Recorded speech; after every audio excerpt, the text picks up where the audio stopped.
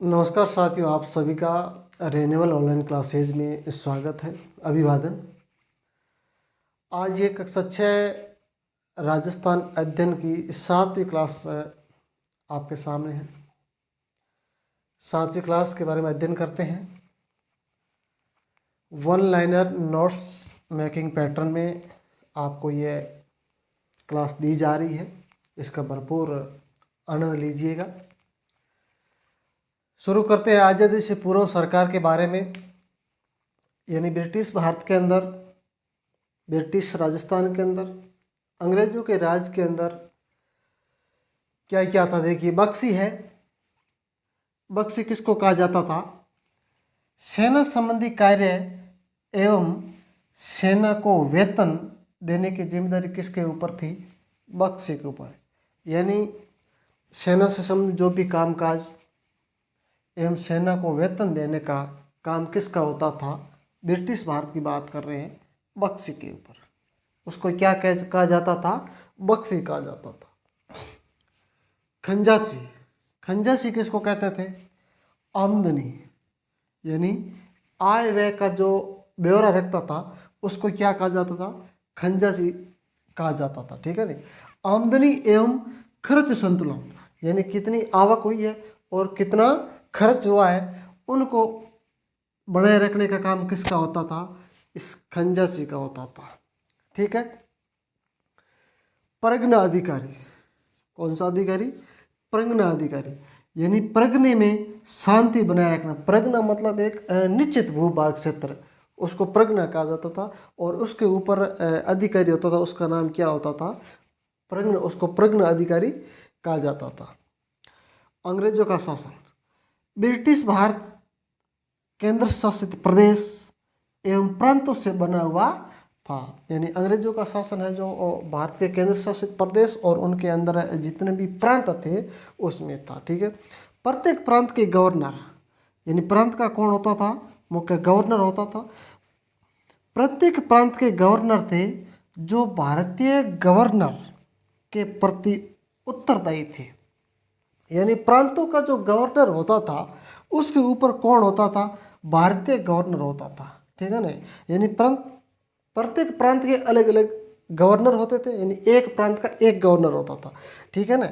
उसके ऊपर जो अधिकारी होता था उसको क्या कहते हैं? भारतीय गवर्नर। ठीक है। लॉर्ड कैनिंग, लॉर्ड कैनिंग जो भारत का प्रथम वायसराय एवं गवर्नर जनरल था। कई बार प्रश्न पूछा जाता है, यानी कि भारत का प्रथम वायसराय गवर्नर जनरल कौन था? तो लॉर्ड कैनिंग। ठीक है। प्रथम वायसराय एवं गवर्नर जनरल कौन था? Lord Canning. ठीक है। 1935 के भारत शासन अधिनियम, जिसे 1 अप्रैल 1937 में लागू किया गया था। भारत शासन अधिनियम जो 1935 है उसको कब लागू किया गया था? यानी अधिनियम भी 1935 में बन गया था। ठीक है। उसको लागू कब किया गया है? 1 अप्रैल 1937 को। कब लागू किया है? 1 अप्रैल 1937 को। राजस्थान की प्रथम विधानसभा, राजस्थान की बात कर रहे हैं। राजस्थान की प्रथम विधानसभा के लिए जो आम चुनाव है 1952 में हुए थे। कब हुए हैं? 1952 में। देखिए, जानकारी बहुत अच्छी है। नोट्स मेकिंग पैटर्न पर आपको क्लास दी जा रही है।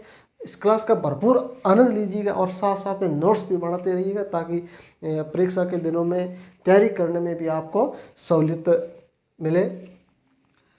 प्रथम निर्वाचित मुख्यमंत्री, मनोनीत की नहीं बात कर रहे हैं, निर्वाचित की बात कर रहे हैं।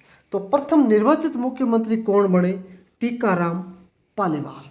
प्रथम निर्वाचित यानी चुनाव से, जो ये 1952 के आम चुनाव हुए ना, उसमें निर्वाचित मुख्यमंत्री टीकाराम पालीवाल बने। आजीविका के प्रमुख साधन कृषि। 60% भूभाग मरुस्थल है। राजस्थान का जो 61% भूभाग है, इन मोटे मोटे आंकड़े 60% दे रखा है, तो 60% भाग क्या है? मरुस्थल है। अधिकांशतः कृषि, यानी राजस्थान में कृषि है जो मानसून पर निर्भर है। मानसून अच्छा रहता है, समय पे बारिश होती है, तो कृषि भी अच्छी होती है। ठीक है। तो मानसून पर निर्भर है। कृषि किस पर है? मानसून पर निर्भर है। इसीलिए राजस्थान की कृषि को क्या कहा जाता है? मानसून का जुआ कहा जाता है। मानसून का जुआ। राजस्थान में साल में 3 प्रकार की फसल होती है, यानी 3 प्रकार की फसलें राजस्थान में बोई जाती है। एक तो रबी की फसल होती है, एक खरीफ की फसल होती है और एक है जायद की फसल होती है। कितनी फसल है? 3 फसलें, रबी, खरीफ और जायद। चलिए चलते हैं नेक्स्ट स्लाइड की ओर। रबी की फसल है गेहूँ, जौ, चावल और चना, सरसों। ये है जो रबी की फसल है, यानी इस सर्दी ऋतु के अंदर इन फसलों को बोया जाता है। कौन कौन सी है?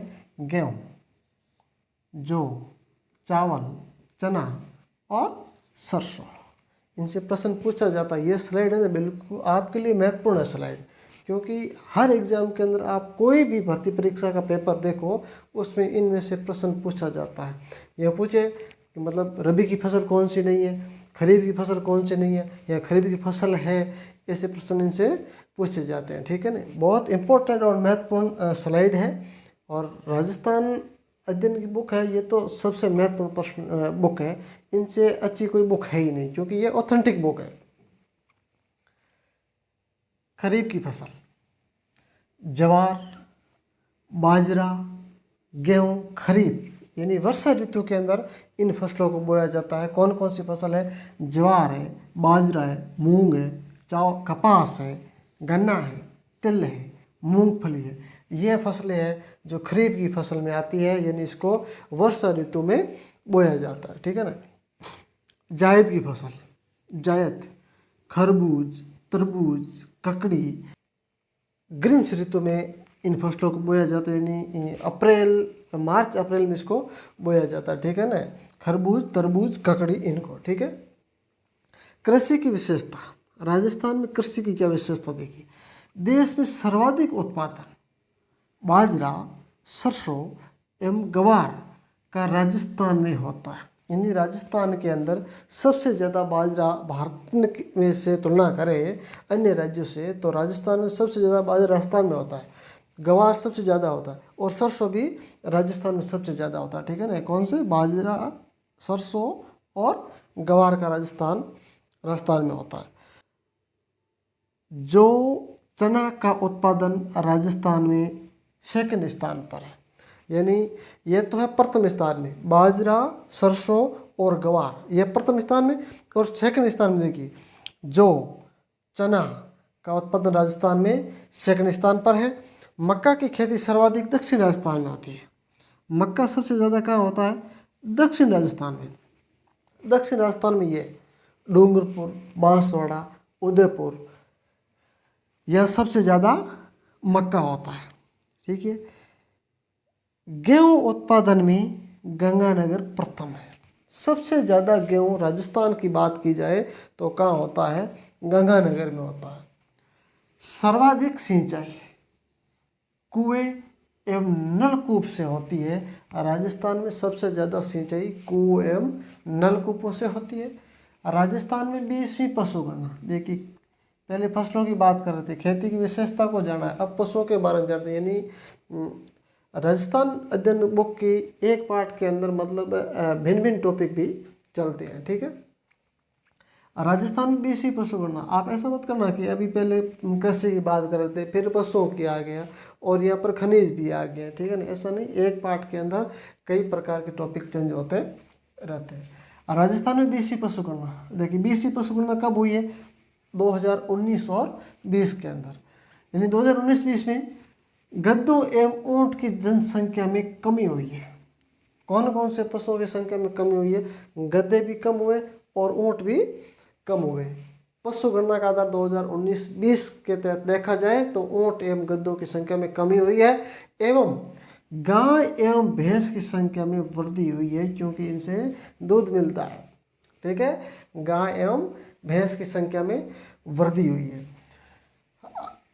राजस्थान को खनिजों का अजायब घर कहा जाता है। यानी सबसे ज़्यादा खनिज राजस्थान में मिलते हैं, तो राजस्थान को खनिजों का अजायब घर कहा जाता राजस्थान में 67 प्रकार के खनिज। कितने प्रकार के खनिज मिलते हैं राजस्थान के अंदर? 67 प्रकार के खनिज, 67 प्रकार के खनिज पाए जाते। सर्वाधिक खनिज, सबसे ज़्यादा कौन सा खनिज मिलता है? Rock phosphate. कौन सा खनिज? रॉक फॉस्फेट है जो राजस्थान में सबसे ज़्यादा पाया जाता है। सीसा, जस्ता, जिप्सम, चांदी, संगमरमर आदि का राजस्थान में एकाधिकार है। तो चलिए दोस्तों, ये हुई आज की अपनी क्लास। अपने मित्रों के साथ में शेयर कीजिए, आप भी इसका भरपूर आनंद लीजिएगा। धन्यवाद।